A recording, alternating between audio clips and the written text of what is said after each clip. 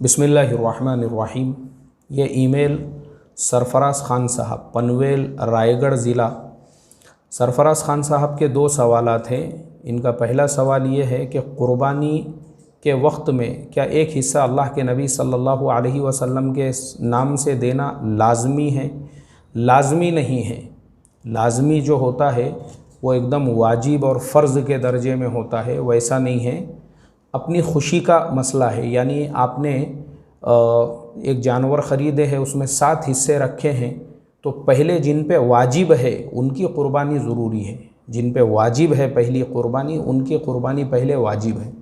तो वाजिब वाले जो है पहले उनके हिस्से, उसमें अगर मान लो उसके अंदर जो है आपने जानवर ख़रीदा है, तो जिनके वाजिब हिस्सों के बाद में उसमें हिस्से अगर रह जाते हैं और फिर आप नियत करते हैं कि ठीक है अब इसमें एक हिस्सा अल्लाह के नबी सल्लल्लाहु अलैहि वसल्लम के नाम पर और फिर बाकी अपने मरहूमिन रिश्तेदारों के नाम पर, तो बिल्कुल आप कर सकते हो।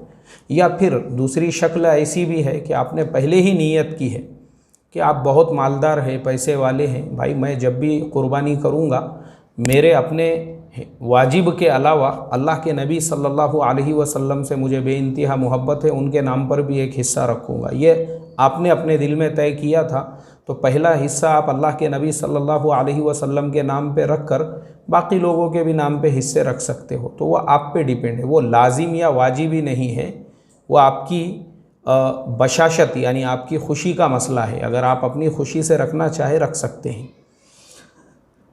दूसरा जो आपका सवाल है कि जिन लोगों ने होम लोन बैंक से लिया हुआ है वो क़ुरबानी देने के मुस्तहिक़ नहीं है, क्योंकि होम लोन की वजह से वो पहले से क़र्ज़ में हैं, इसलिए ज़कात भी नहीं निकालते हैं और इसलिए फिर क़ुरबानी भी देना भी उनके ज़िम्मे नहीं आती है।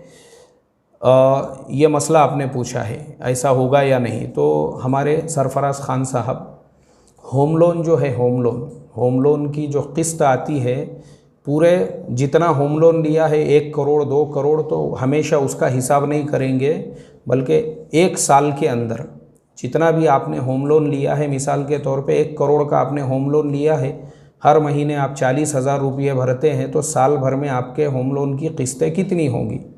वो होंगी 4,80,000 रुपये।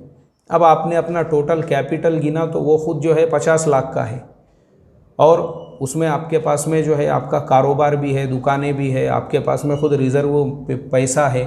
तो अब आपने जब माइनस किया 4,80,000 रुपये को, तो बाकी आपके पास में जो 50 लाख रुपये है या 1 करोड़ रुपये है, उसमें से तो आपके पास में 96 लाख ऑलरेडी है, तो 96 लाख की ज़कात तो आपको देना पड़ेगी।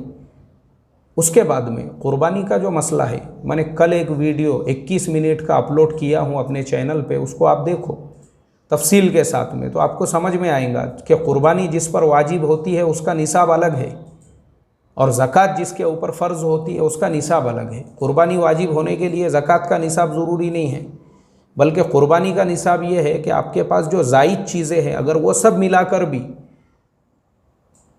निसाब को पहुँचती है तो भी उसके ऊपर क़ुरबानी वाजिब होगी। अब जो होम लोन ले रहा है उसके पास में एक्स्ट्रा एक आधी कार होंगी, गाड़ी होंगी, क्या सिर्फ यही है कि उसने होम लोन ले लिया बस सारी चीज़ों से वो बरी ज़िम्मा हो गया? ऐसा नहीं होता है।